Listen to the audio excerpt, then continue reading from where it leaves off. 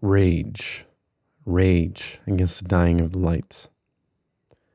This is possibly the chapter that permeates my very being and heart the most. It's something I've almost never deeply discussed with someone, and definitely never publicly sifted through as such. I want to keep this as undistracting as possible, so I will read what I wrote with very minimal added visuals inserted. Feel free to just have a listen.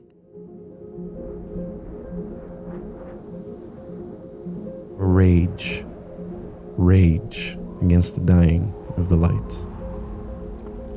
Let me start with a question. What if you take it all away?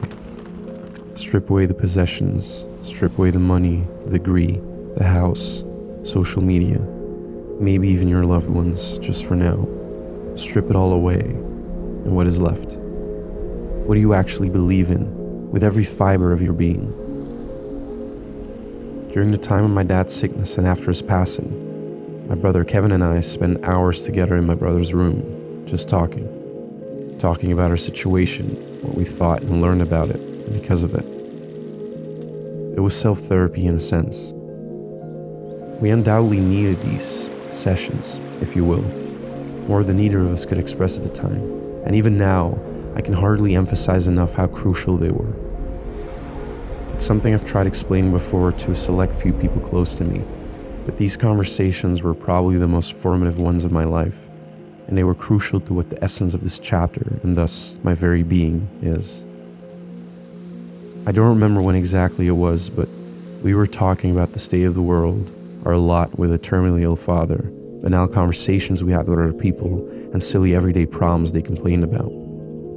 We didn't like those seemingly meaningless complaints, especially considering our everyday reality, seeing our previously very spirited dad, that we loved dearly, grow weaker by the day, losing his life force. We weren't religious. Stronger than that, our parents raised us atheistic, and from dad's side especially, even with strong anti-religion sentiments. Yet in this situation, the nature of human beings became abundantly clear. Kevin and I ended up wording something that could only be described as the very core of a religion of all things. Something that we both ended up embracing and believing in as a part of our core, there in that little bedroom of my big brother. It's again so simple at first glance, as are a lot of the most crucial lessons to learn. We made life our religion. Life at its very core. Life became what was holy. How else could we? It was the antidote, the balance against the death that was visibly creeping into our lives and gaining strength by the day. We realized deeply how mortal we all are, and how precious our given time here is considering the odds of our existence. If you've ever dived into the world of stoicism, the concept memento mori, or remember that you die, might be familiar to you. I didn't know about the wording of this concept as such until some years ago, but this definitely sums up a crucial part of the core belief formed back then, 10 years ago, during and in the aftermath of our father's illness. It's so painfully simple. Life is holy, and remember that you die.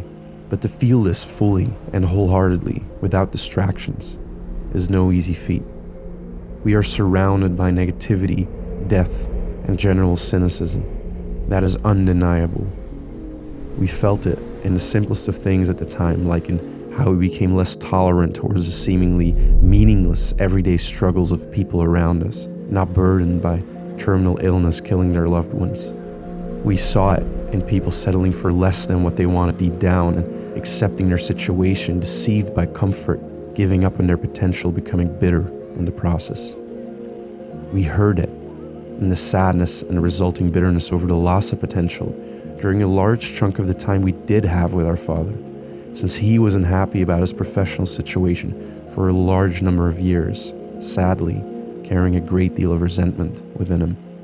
And then, in seeing how he passed away at too young an age, it's clear how tragic it was that he didn't get to experience more joy and fulfillment in a big part of his daily, monthly, yearly endeavors. Through this, we came to the realization that this was a form of cynicism and bitterness that was devilishly creeping into our lives. We vowed to never become that. A cynic. Bitter.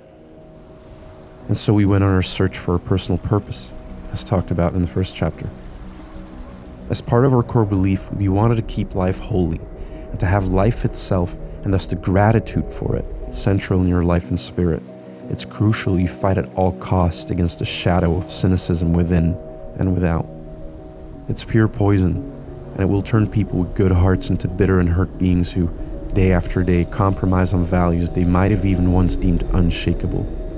Cynics make the world around them smaller.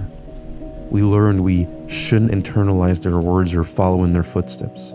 Your playing small does not serve the world. There's nothing enlightened about shrinking so others, cynics, bitter people, won't feel insecure around you. Let me paraphrase Marianne Williamson's A Return to Love further. To have life and the gratitude for it central is to let your light shine through, or through that you subconsciously give other people around you the permission to do the same. It's to believe in the good and to hope, despite seeing and acknowledging with realism the seemingly endless pain in all kinds of forms around us. And to come to my final points, simply put, to hold life central, to live fully, is to love. And despite the mawkish association publicly made with statements about love or other outspoken idealism, I mean this more seriously than anything else. It's to not stop believing in your life, your purpose, and love. You take one quick glance around, or maybe within, and you'll easily find the seeds or sprouts of cynicism and bitterness on the level of romance too, especially in these times. People give up. They got hurt one too many times and hide, dare I say cower, behind impermeable walls carefully stacked up around their hearts, pushing them into making false decisions or becoming indifferent, or they fall into complacency within a connection they already have with someone and slowly let it wither or start longing for elusive greener pastures. I've seen that tendency around me and even recognized it for short bursts within myself after getting knocked down by life. This is also aimed at that. It's not enough to just recognize the cynicism and bitterness. I believe it to be our duty to fight against it, outspokenly so, every step of the way, within yourself, within your circle of friends, within your family. We need more idealists, willing to stand up for what they believe in. I'm a 25-year-old man at this point, and even though I'm still youthful, this I truly believe in beyond any mere naivety due to a lack of life experience. I would encourage anyone to foster that inner idealist, or if that's too much, at least not dampen the spirits of the people one encounters in life with the energy to stand up for what they believe in.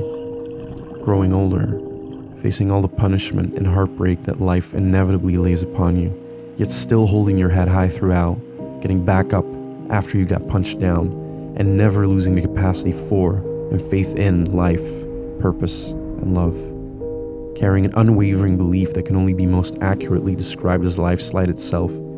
Sharing that light and fighting for it against all odds. That is one of the highest forms of bravery. So rage against the dying of the light.